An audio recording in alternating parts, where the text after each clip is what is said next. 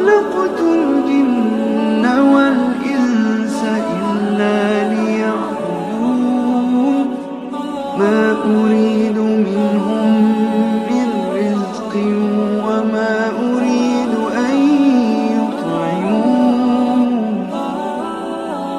إن الله هو الرزاق ذو القوة المتين.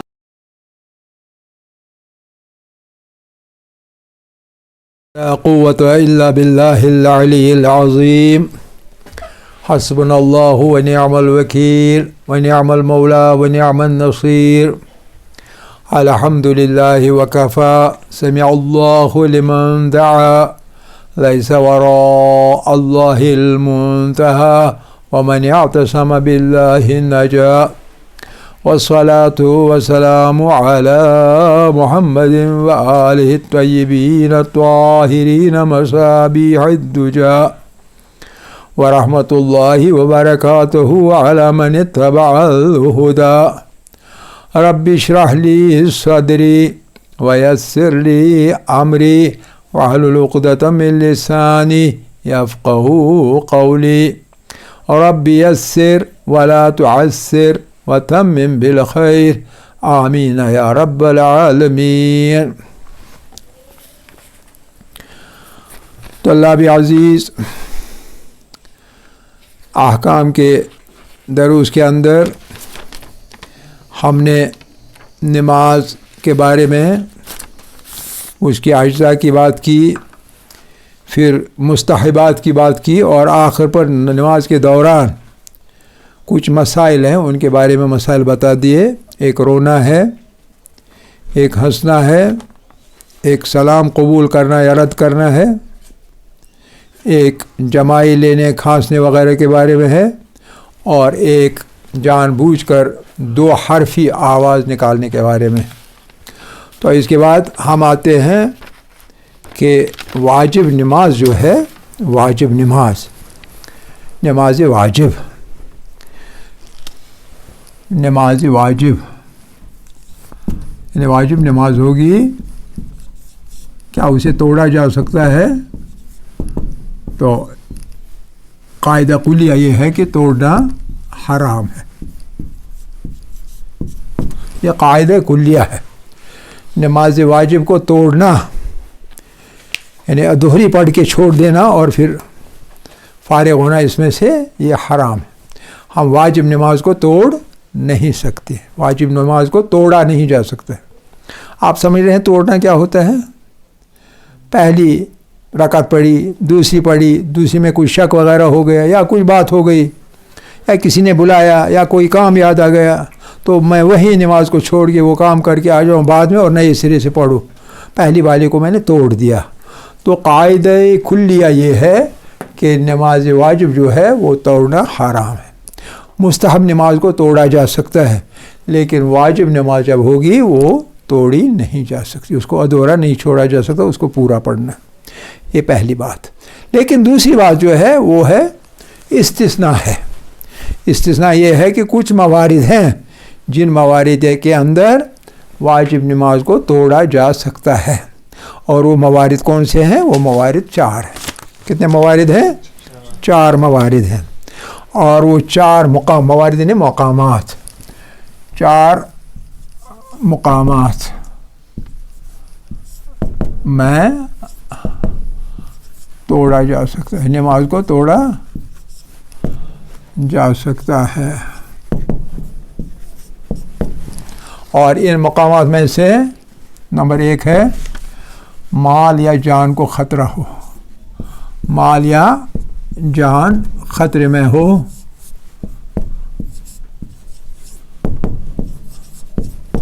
اور آپ کے نماز توڑنے سے آپ اس مال کو بچا سکتے ہیں یا اس جان کو بچا سکتے ہیں. مال اور جان، جیسے مثال کے طور پر ایک بچہ ہے، اس نے ایک چیخ ماری، آپ کو نماز پڑھتے اندازہ ہو گیا کہ شاید کوئی ایسی چیز آ گئی اسے خطرہ ہے جان کا، یا یہ کہ پاس میں چشمہ ہے یا کنواں ہے، اس میں گر کے اس نے چیخ ماری، اس کو بچانا واجب ہے. تو اسی صورت میں یہ پہلا موارد ہے جس میں کہ نماز کو توڑا جا سکتا ہے. سمجھ گئے؟ مالی نقصان، جیسے مثال کے طور پر آپ نماز پڑھنے لگے، اللہ اکبر کیا، ایک رکعت پڑھ بھی لی، تو آپ نے محسوس کیا کہ آگ لگ گئی. جہاں آپ نماز پڑھ رہے ہیں اس مکان میں آگ لگ گئی، آپ کیا نماز چالو رکھیں گے یا کیا کریں گے؟ کوشش کرنی ہے مکان کو بچانے کی، مال کو بچانے کی، تو اس لیے نماز کو توڑا جا سکتا ہے. ٹھیک ہے؟ آپ ہیں نماز پڑھ رہے ہیں اور جو ہے آپ نماز پڑھ رہے ہیں، ایک بہت خطرناک سانپ آپ کے سامنے سے آ رہا ہے، آپ کو خطرہ ہے، کیا کریں گے؟ ہاں؟ آپ نماز توڑیں گے؟ کسی نے کہا نہیں توڑیں گے، کس نے کہا؟ نماز کو توڑنا ہے. مال یا جان خطرے میں ہو تو نماز کو توڑا جا سکتا ہے، واجب نماز جو ہوگی. ایک ہی مثال ہے تاریخ میں جس میں نماز پڑھنے والے سے نے سانپ دیکھ کے بھی نماز نہیں توڑی. اور اگر ہمارے جو چچیرے بھائی ہیں وہ نماز پڑھتے ہیں اور آنکھ بند کر کے، تو ان کو پتہ بھی نہیں چلے گا کیا آیا اور کیا گیا. سانپ آیا اور میری جان گئی، پتہ تو نہیں چلے گا نا. لیکن ہم تو آنکھ کھول کے نماز پڑھتے، یہ دیکھ کے آنکھیں کھلی رکھتے. تو ایک ہی مثال ہے جس میں سانپ آیا اور نماز توڑی نہیں پڑھنے والے نے. آپ کو معلوم ہے کون ہے؟ معلوم ہے؟ نہیں معلوم. واحد مثال ہے اور وہ سید الساجدین علیہ الصلوۃ والسلام کی، کہ سانپ آیا انہوں نے نماز نہیں توڑی. کیوں نہیں توڑی؟ نماز تو توڑنی چاہیے تھی، کیوں نہیں توڑی؟ کیونکہ نہیں پہنچا سکتا کوئی.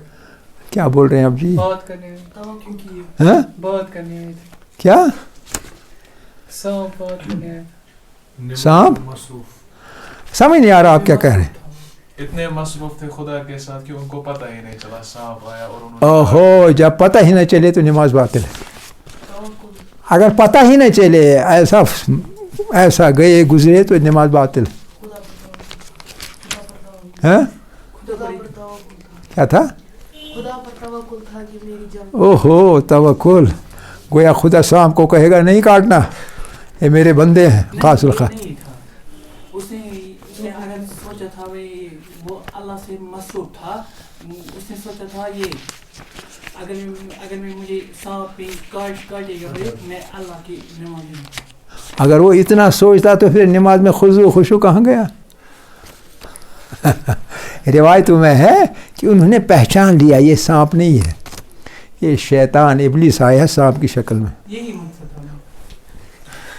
پکڑ لو اس کو. کیا کہتے ہو؟ یہی میں نے کہا آپ نے یہ کہا.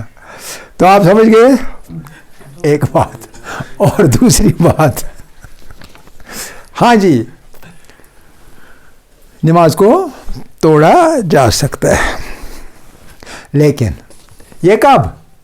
جب کہ مال، جان تو جان ہے ہی، لیکن مال اگر خاطر خواہ ہو، اگر خاطر خواہ مال ہو، کافی مال ہو، معتدبہ رقم کا مال ہو، معمولی مال ہو، تھوڑا سا ہو، اس کے لیے نماز توڑنا مکروہ ہے.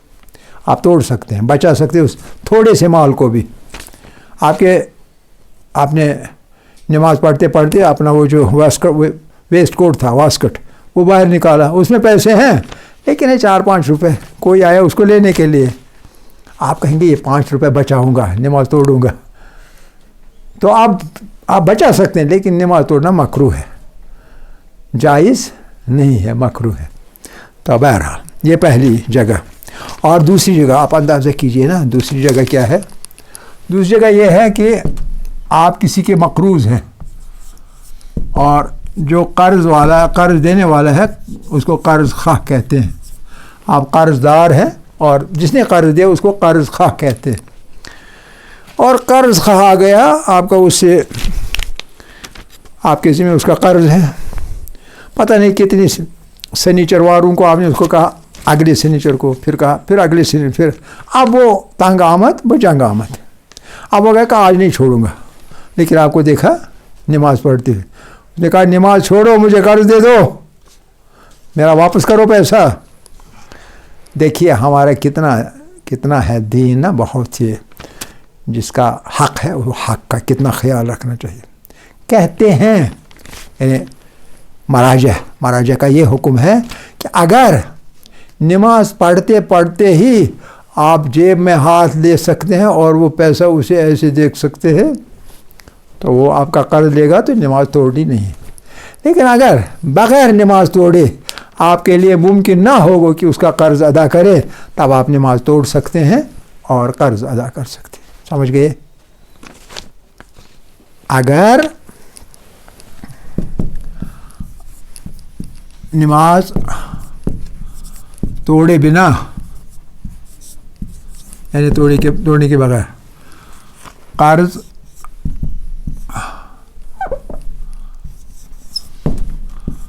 ادا نہ ہو سکتی ہے تو نماز توڑ کر قرض ادا کرے، پھر نئے سرے سے نماز پڑھے. کسی کے مقروض ہیں، قرض ادا کرنا ہے، آپ قرض دبا کے نہیں رکھ سکتے، قرض دبا کے نہیں رکھ سکتے ہیں. اگر ممکن ہوا بغیر توڑے تو آپ ادا کر سکتے ہیں بغیر توڑے. یا کوئی وہاں آپ کا ارد گرد ہوگا تو اشارے سے کہیں گے اس کو قرض دے دو، آپ کو پتہ ہوگا اس کا وہ پیسہ دے سکتا ہے، یا یہ کہ آپ کا پیسہ اس کے پاس ہے تو وہ دے سکتا ہے، آپ کی نماز نہیں ٹوٹے گی. لیکن اگر ایسا ممکن نہ ہوا تو نماز توڑنی جائز ہے. اور قرض یعنی قرض کو اولیت ہے، قرض کی ادائیگی کو نماز سے بڑھ کر اولیت ہے. پہلا درجہ ہے قرض ادا کرنے کا، دوسرا درجہ ہے نماز پڑھنے کا، چاہے واجب ہی کیوں نہ ہو. تیسرا مقام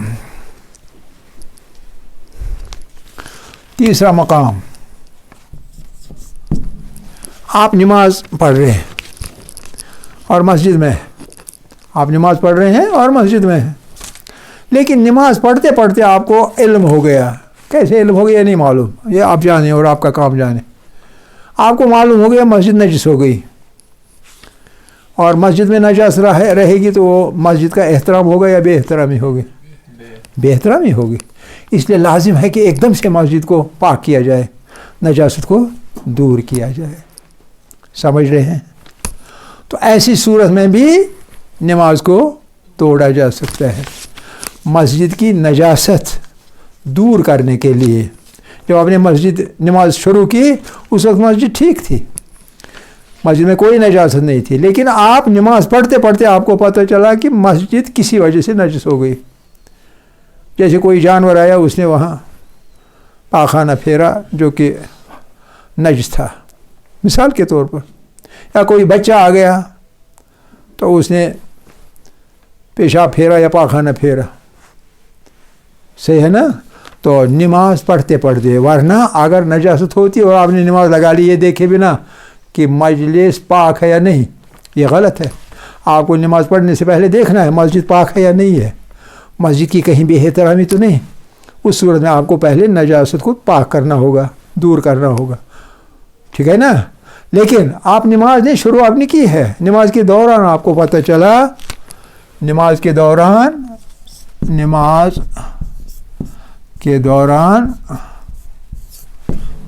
مسجد کے نجس ہونے کا علم ہوا تو نماز توڑ کر مسجد کو پاک کیا جائے.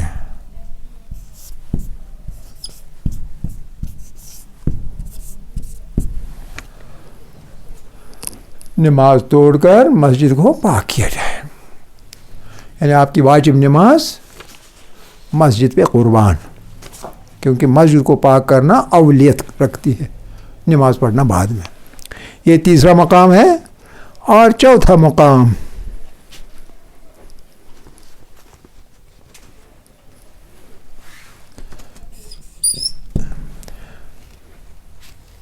اگر آپ نماز پڑھ رہے ہیں، رکوع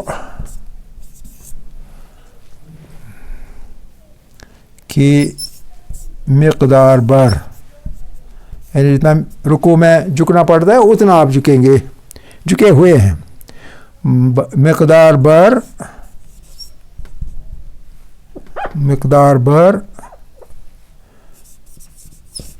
جھکنے سے پہلے۔ ابھی پورا آپ رکوع میں نہیں گئے، رکوع میں جا رہے ہیں، پورا رکوع میں نہیں گئے، جا رہے ہیں، جھکنے سے پہلے،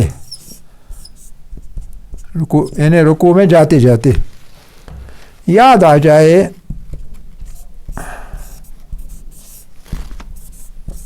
کہ اذان اور اقامت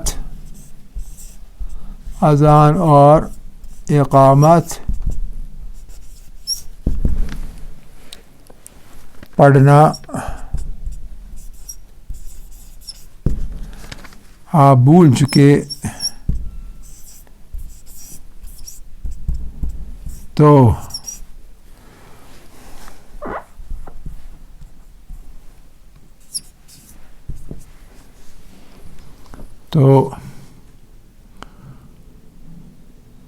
متروکہ انہیں چھوڑا گیا، متروکہ عمل بجا لانے کے لیے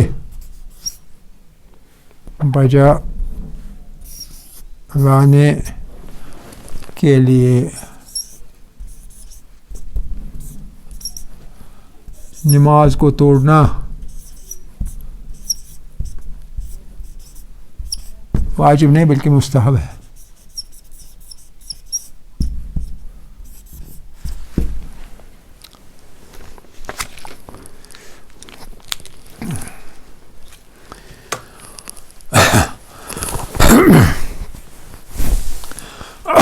آپ سمجھ گئے؟ آپ رکوع کی مقدار بھر جھکنے سے پہلے، یعنی ابھی آپ گھٹنوں پہ آپ کے ہاتھ نہیں آئے، اس سے پہلے آپ کو یاد آ گیا کہ میں تو اذان اور اقامت چھوڑ چکا، بھول چکا، اس صورت میں نماز کو توڑنا اور پہلے اذان اور اقامت پڑھ کے نئے سرے سے نماز شروع کرنا مستحب ہے مگر واجب نہیں، یعنی اگر یہ کریں بھی نہیں تو چلے گا، لیکن مستحب ہے کہ چھوڑ دیا جائے اور پہلے اذان اور اقامت پڑھی جائے۔ اور یہ کب ہے؟ لیکن ایک منٹ یہاں یہ بات لکھیں کہ اگر وقت میں وسعت ہو، اگر وقت تنگ ہو تب نہیں، تب ممنوع ہے توڑنا، تب نماز توڑنا ممنوع ہے۔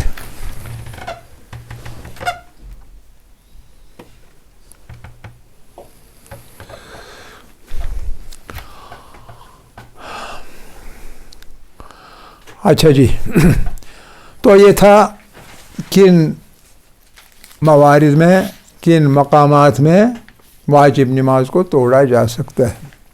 اب ایک بہت ہی اہم بحث آ رہی ہے، اور اس بحث کے دوران آپ سے میری گزارش ہے کہ آپ پورے تن من دھن کے ساتھ کلاس کے اندر رہیں، ادھر ادھر نہ گھومیں، یعنی پورے باحواسی خمسہ بقائم ہوش، حواس خمس، بہت ہی اہم نماز کا مسئلہ آ رہا ہے، اور وہ ہے شکیات والا مسئلہ، کیونکہ شکیات والا مسئلہ جو ہے یہ عام طور پہ آپ بھول بھی سکتے ہیں، بھول بھی جاتا ہے، یا کبھی ایک والا مسئلہ دوسرے مسئلے کے ساتھ گڑ مڑ ہو جاتا ہے، اور پھر آپ کنفیوز ہوتے ہیں کیا کرنا ہے۔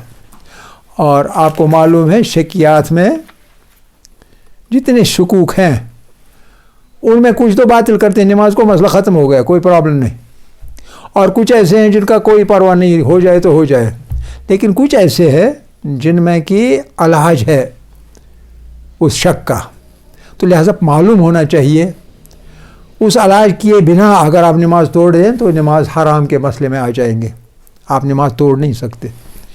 میں نے پہلے ان کا نماز واجب کو توڑنا حرام ہے۔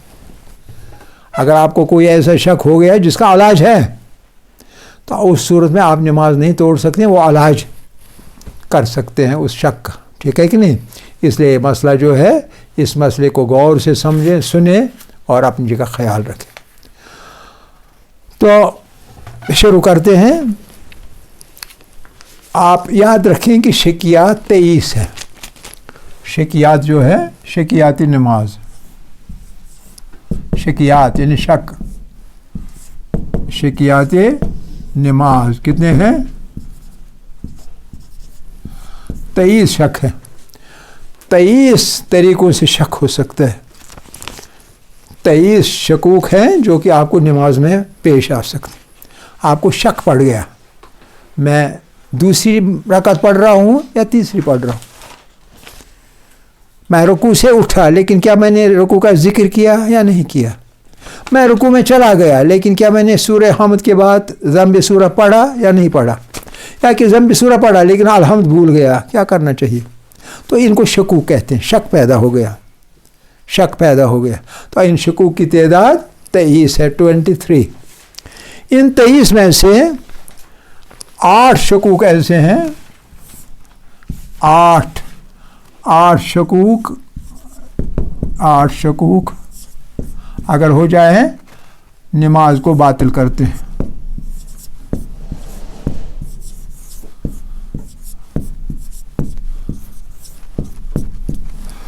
8 شکوک ایسے ہیں جن سے نماز باطل ہو جاتی ہے۔ تو جب نماز باطل ہو گئی، ان 8 میں سے کوئی شک پیش آیا، ان 8 میں سے کوئی شک پیش آیا، آپ کی نماز باطل ہو گئی۔ باطل ہونے کا مطلب ہے آگے آپ کو نہیں جانا ہے، اس لیے آپ اس زمرے میں نہیں آئیں گے، اس مسئلے کی پکڑ میں نہیں آ جائیں گے، کیونکہ نماز باطل ہو گئی۔ اس لیے آپ نماز کو وہیں چھوڑ سکتے ہیں اور نئے سرے سے نماز پڑھ سکتے ہیں اگر ان 8 شکوک میں سے کوئی ایک آپ کو درپیش ہوا تو۔ یہ نمبر 1۔ اور نمبر 2 یہ ہے کہ 6 شکوک ایسے ہیں، 6 شکوک ایسے ہیں کہ پیش آئیں تو آ جائیں، کوئی مسئلہ نہیں۔ 6 شکوک کی پرواہ نہ کی جائے۔ 6 شکوک ایسے ہیں، ان میں سے کوئی ایک شک پیش آئے، آپ کو پرواہ نہیں کرنا ہے، شک کو چھوڑنا ہے، آگے چلنا ہے۔ یعنی آپ کی نماز میں کوئی دقت پیش نہیں آئے گی، آپ کی نماز خراب نہیں ہوگی، آپ کی نماز ٹھیک ہے، صحیح ہے۔ شک پیش آئے تو آئے۔ یہ 6 ہے۔ باقی کتنے بچے؟ باقی 9 بچے نا۔ 9 شکوک جو ہے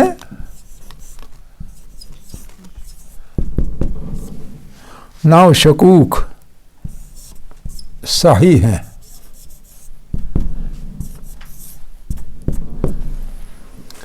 یہ شکوک باطل کرنے والے شکوک نمبر 1 8، 6 شکوک صحیح شکوک نہیں، چھوڑ دینا کوئی مسئلہ نہیں، لیکن 9 شکوک صحیح ہے۔ اور صحیح ہونے کا مطلب کیا ہے؟ صحیح ہونے کا مطلب ہے علاج موجود ہے، علاج موجود ہے۔ اس لیے مجموعی تعداد جو بنتی ہے 9 اور 6 15 15 اور 8 23 ٹوٹل شکوک۔ اور ان 23 کو آپ کو پتہ ہونا چاہیے کہ کون اس زمرے میں آتے ہیں، کون دوسرے زمرے میں آتے ہیں اور کون تیسرے زمرے میں آتے ہیں، یہ آپ کو پتہ ہونا چاہیے تاکہ آپ اسی کے مطابق اپنی نماز کا علاج کر سکیں، اپنے مسئلے کا مداوع کر سکتے ہیں۔ صحیح ہے کہ نہیں؟ کہیں ایسا نہ ہو کہ آپ کا شک ان 8 میں سے ہے اور آپ کہیں گے پرواہ نہیں کرنا ہے، آپ کی نماز باطل ہو گئی، آپ کو کیوں پرواہ کرنا ہے؟ باطل ہو گئی۔